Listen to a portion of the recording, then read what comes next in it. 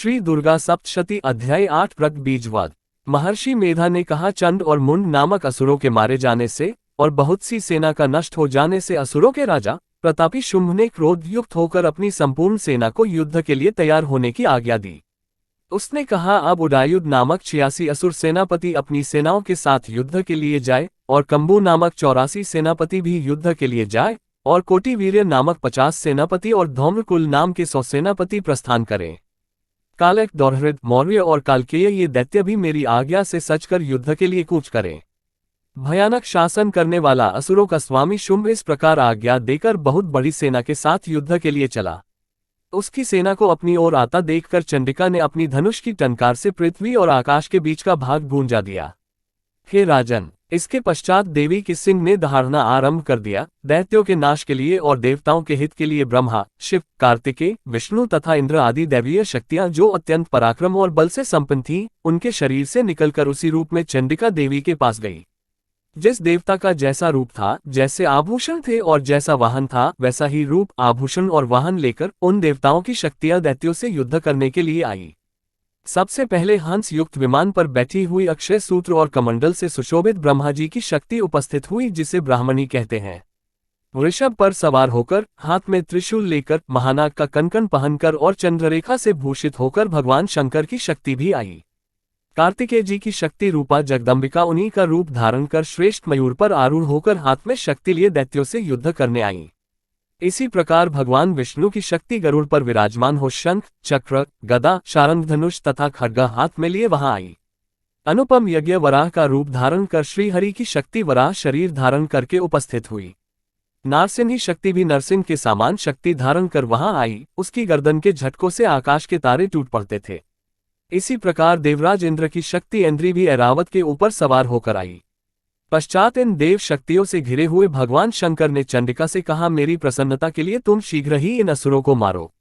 इसके पश्चात देवी के शरीर में से अत्यंत उग्र रूप वाली और सैकड़ों गीदड़ियों के समान आवाज करने वाली चंडिका शक्ति प्रकट हुई। उस अपराजिता देवी ने धूमिल जटा वाले भगवान शंकर जी से कहा, हे प्रभु, आप मेरी ओर से दूत बनकर शुंभ और निशुंभ के पास जाइए और उन अत्यंत गर्वीले दैत्यों से कहिए तथा उनके अतिरिक्त और भी जो दैत्य वहां युद्ध के लिए उपस्थित हों, उनसे भी कहिए, जो तुम्हें अपने जीवित रहने की इच्छा हो तो त्रिलोकी का राज्य इंद्र को दे दो।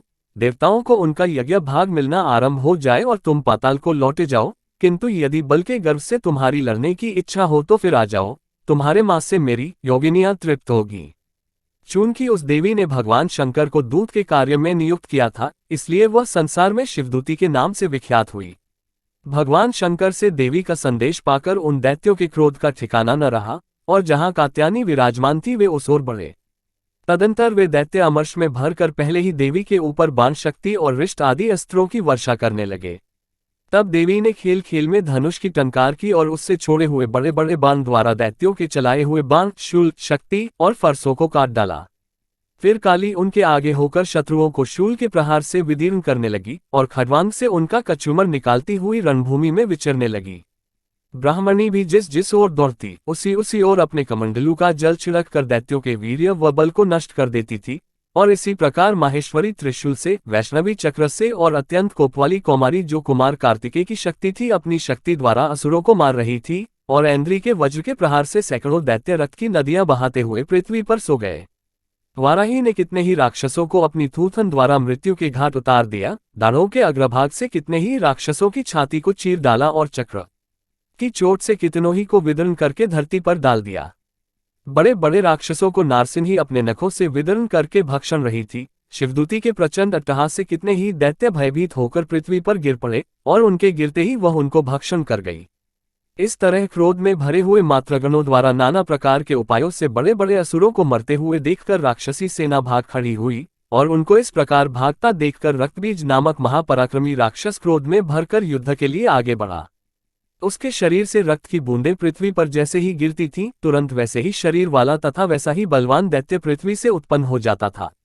रक्तबीज गदा हाथ में लेकर इंद्री के साथ युद्ध करने लगा। जब इंद्रिशाक्ति ने अपने वज्र से उसको मारा तो घायल होने के कारण उसके शरीर से बहुत सा रक्त बहने लगा और उनकी प्रत्येक बूंद से उसके सामन ही बलवान तथा महापराक्रमी अनेकों दैत्य भयंकर रूप से प्रकट हो गए। वह सब के सब दैत्य रक्त बीज के समान ही बलवान तेज वाले थे। वह भी भयंकर अस्त्र शस्त्र लेकर देवियों के साथ लड़ने लगे।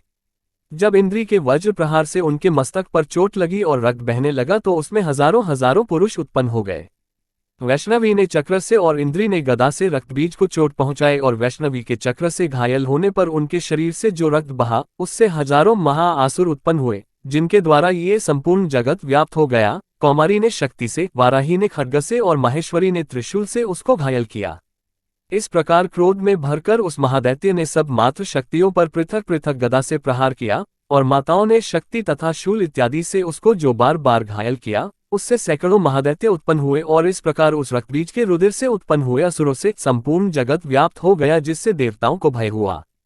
देवताओं को भयभीत देखकर चंडिका ने काली से कहा, हे चामुंडे, अपने मुख को बड़ा करो और मेरे शास्त्र घात से उत्पन्न हुए रक्त बिंदुओं तथा रक्त बिंदुओं से उत्पन्न हुए महाअसुरों को तुम अपने इस मुख से भक्षण करती जाओ। इस प्रकार रक्त बिंदुओं से उत्पन्न हुए महादैत्यों का भक्षण करती हुई तुम रणभूमि में विचरो। इस प्रकार रक्त कम होने से ये दैत्य नष्ट हो जाएंगे, तुम्हारे भक्षण करने के कारण अन्य दैत्य उत्पन्न नहीं होंगे। काली ने इस प्रकार कहकर चंडिका देवी ने रक्तबीज पर अपने त्रिशूल से वार किया और काली देवी ने अपने मुख में उसका रक्त ले लिया। तब उसने गदा से चंडिका पर प्रहार किया। प्रहार से चंडिका को तनिक भी कष्ट न हुआ, किंतु रक्तबीज के शरीर से बहुत सा रक्त बहने लगा, लेकिन उसके गिरने के साथ ही काली ने उसको अपने मुख में ले लिया।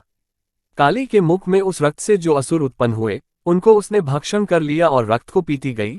तदंतर देवी ने रक्तबीज को, जिसका कि खून काली ने पिया था, चंडिका दैत्य को वज्र, बाण, खंडग और वृष्टि इत्यादि से मार डाला। हे राजन, अनेक प्रकार के शस्त्रों से मारा हुआ और खून से वंचित वह महादैत्य रक्तबीज पृथ्वी पर गिर पड़ा। हे राजन, उसके गिरने से देवता अत्यंत प्रसन्न हुए और माताएं उन असुरों का रक्त पीने के पश्चात मद से उद्धत होकर नृत्य करने लगी। दुर्गा सप्तशती का 8वां अध्याय समाप्त।